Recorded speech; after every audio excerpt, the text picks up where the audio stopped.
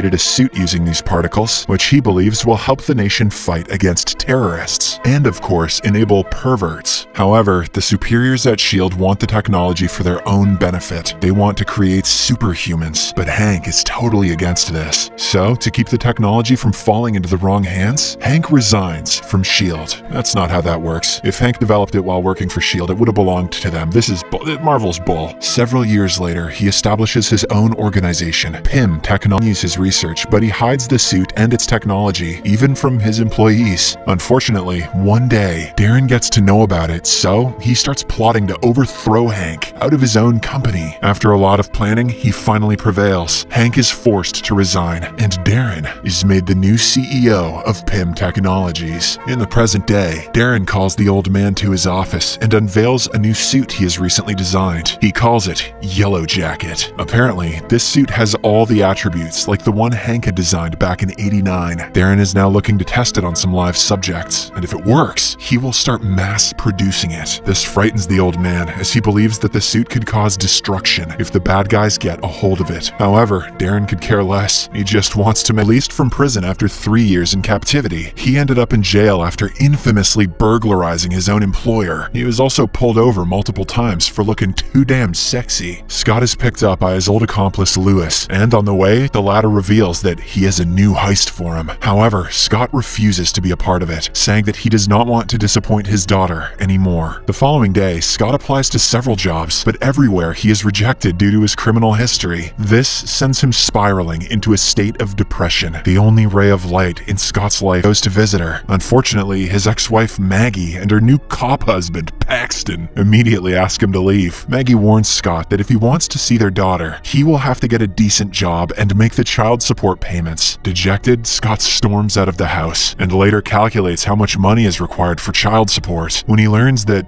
it is a lot, he reluctantly decides to join hands with Lewis and take part in the heist. In the next scene, Lewis briefs Scott about his mission, in which he will have to rob an old scientist's house. Apparently, there are a lot of valuables and high-end gadgets there, which would sell for millions in the black market. That scientist is none other than Hank Pym. Scott, who is a professional at such robberies, immediately accepts. That night, he climbs the fence, removes the window sensors, and then proceeds to the basement by opening a window. After unlocking the basement door, he finds a second door, which is fingerprint coated. Fortunately, Scott is prepared for such situations. He cleverly lifts the fingerprints using some of his tricks and finally manages to open the door. Because of the intense security, Scott assumes that something very valuable is kept inside. But, to his dismay, all he finds is a strange red suit. He is unaware that he has broken into Hank Pym's house, who has been watching him all along. Back at Pym Technology, Darren is attempting to shrink a sheep to the microscopic size. Unfortunately, in the process, he ends up killing the poor animal.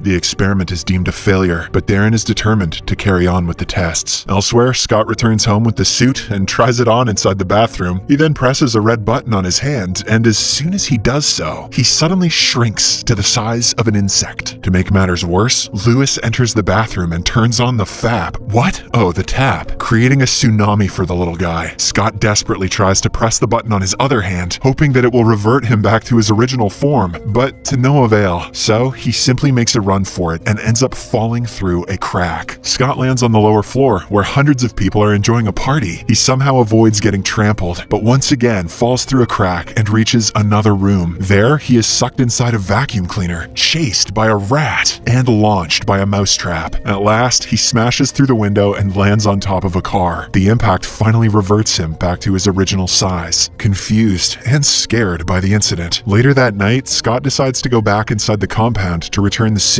But just as he jumps inside, he is surrounded by cops. Scott is arrested and taken to jail, where Paxton tells him that he has once again disappointed his daughter. Shortly after, another cop arrives and informs Scott that his lawyer has arrived. This surprises the latter, as he never contacted any lawyer. When he goes to check who it is, he finds the scientist, Hank, waiting for him. The old man reveals that he has been monitoring Scott ever since he got out of jail. He purposely spread the rumor that his house contained valuables so that Lewis would be lured to it. In fact, he wanted Scott to steal the suit and try it on. Saying all this, Hank gives Scott two options. He can either waste his years in prison, or he can embrace the suit and work for him. As Scott returns to his cell, confused, an army of ants suddenly arrives with the suit. He doesn't think twice and puts it on, and the next second he shrinks in size like earlier. Scott then escapes the prison, and outside a flying ant is waiting for him. He immediately mounts it and tries to ride it through the streets, but because of the high speed, he feels nauseous and passes out. Get it together, Scott. You never seen a flying ant before, you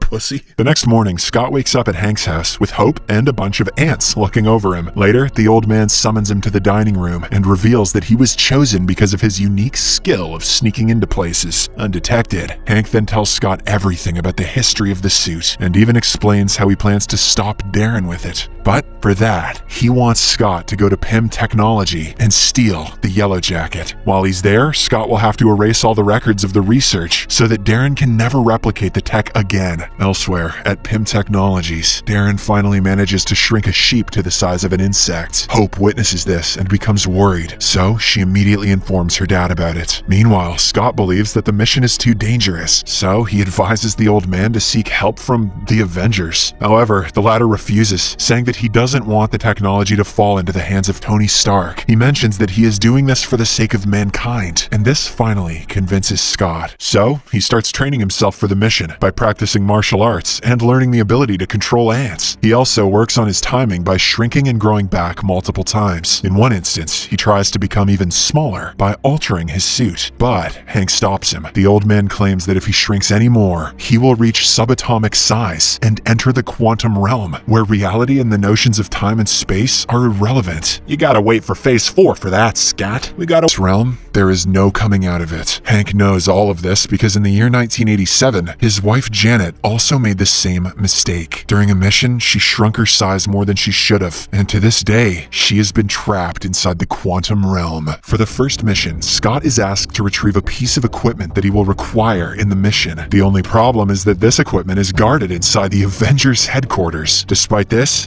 he politely asks for the equipment, but when the Falcon refuses, they get into a fight. It goes on for several minutes, but in the end, Scott shrinks in size, enters the Falcon's suit, and destroys it from the inside. After this, he retrieves the equipment and makes a run for it. Later, as Hank and Scott are discussing their next move, Darren arrives there. He informs the old man that he has successfully tested his suit and is going to sell it to a buyer. The transaction is going to be held in a high-security building, where even the vents will be sealed with microscopic mesh. Before leaving, the cocky Darren invites Hank to witness the sale. I sealed it off so you can't come in, but here's an open invite. Hearing all this, Scott realizes that the mission is going to be tougher than expected, so he calls Lewis for help. Well, what the hell is Lewis gonna do? In the next scene, the group carries out the necessary arrangements and gets ready to steal the Yellow Jacket. Lewis disguises as a security officer and reduces the water pressure inside the water pipes. Using this opportunity, Scott manages to sneak inside the building, along with his ant friends. On the other hand, the buyer arrives, and he is revealed to be an executive from Hydra, a notorious underworld corporation. If the Yellow Jacket falls into their hands, humanity will be at a serious risk. Meanwhile, Scott enters the server room to plant a bomb in the system. At first, he directs his ant friends to damage the building's security system and burn all backup data. Once that is done, Scott heads to the transaction room and prepares to steal the Yellow Jacket. However, when he lunges at it, Darren arrives in the nick of time and traps him inside a glass cage. It turns out he was well aware of their plan and had been tracking Scott for some time. Darren then brings out a gun and prepares to finish Hank off. But right then, Scott breaks free and unleashes a brutal punishment on the Hydra agents. While this is happening, Darren shoots Hank in the chest and then aims for Scott, but the resilient ants show up and prevent him from pulling the trigger. Realizing that he is going to be defeated, Darren somehow retreats with the bag, carrying the Yellow Jacket. After a while, Scott also incapacitates all the Hydra agents and goes after him. Meanwhile, the bomb that was planted in the server room is about to explode, so So Hank gives his tank keychain to Hope and asks her to enlarge its size. As soon as she does so, the father-daughter duo escapes the building right before it caves in. Elsewhere, Darren escapes the place in a helicopter, but soon he notices an army of ants approaching him. It turns out that Scott was also able to board the helicopter. Panicked, Darren brings out his gun and begins shooting at him, but due to Scott's tiny size, none of the bullets connect. Hence, with no options left, Darren puts on the yellow jacket and shrinks to the size of Scott. With this, the two tiny humans start battling it out for supremacy. Soon, they fall out of the helicopter and land in a pool, but the fighting doesn't stop there. Scott somehow manages to throw Darren into a light bulb and electrocute him, but just when he is about to finish the bad guy off, Paxton arrives and arrests him. Paxton's f***ing his wife and his plans. After they are gone, Darren wakes up and decides to exact vengeance on Scott by going after his family. Meanwhile, as Paxton is leading Scott to the police station, he is informed that someone has broken into his house. Wasting no time, the two head there and discover Darren holding little Cassie hostage. This enrages Scott, so he once again shrinks in size and starts fighting the bad guy. But no matter how hard he tries, Darren keeps repelling his attacks. This is when Scott realizes that in order to defeat the Yellow Jacket, he will have to get inside of it by shrinking himself even further. He knows that there is no coming back, but for the sake of his daughter's safety, he proceeds with the plan. It works, and as soon as Scott enters the suit, he destroys it from inside, causing Darren to vanish into thin air. But with this, Scott also gets trapped in the quantum realm. There is nothing but an endless vacuum around him. He tries using the button on his hand, but it doesn't work. Right then, he hears his daughter crying, and this gives him the motivation to get out of the place. He recalls the equipment that he had stolen from the Avengers base and uses it to rewire his suit. Surprisingly, this works. I don't know how, but it works, and he is able to return to the normal world. Scott immediately embraces his daughter, and at the same time, the cops also arrive. However, seeing his bravery, Paxton covers for him, giving him ample time to shrink in size and escape. In the final scene, Hank and Scott are having a conversation about the events that transpired last night. The old man is still in shock as to how Scott was able to escape the quantum realm. However, he is now hopeful that his wife can also be brought back. The movie ends as Lewis catches up with Scott and reveals that the Avengers are looking to recruit him.